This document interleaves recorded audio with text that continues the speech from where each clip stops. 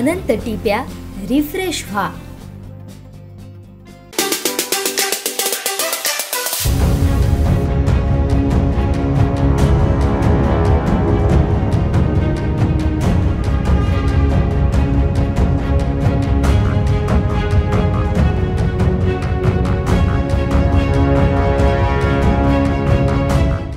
आमदार वैभव नाईक यांनी आज मालवण एसटी स्टँडच्या नवीन इमारतीची पाहणी करत पूर्ण झालेल्या व अपूर्ण असलेल्या कामाची माहिती घेतली।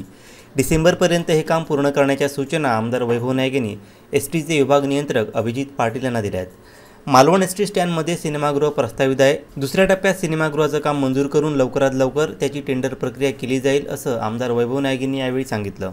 त्याचबरोबर लोकांच्या मागणीनुसार ज्या ठिकाणी नवीन एसटी फेऱ्या सुरू करणं आवश्यक आहे तसेच बंद असलेल्या एसटी फेऱ्या पुन्हा सुरू करणं आवश्यक आहे त्या ठिकाणी एसटी फेऱ्या सुरू कराव्यात अशाही सूचना आमदार वैभव नाईक यांनी एसटीच्या अधिकाऱ्यांना दिल्या।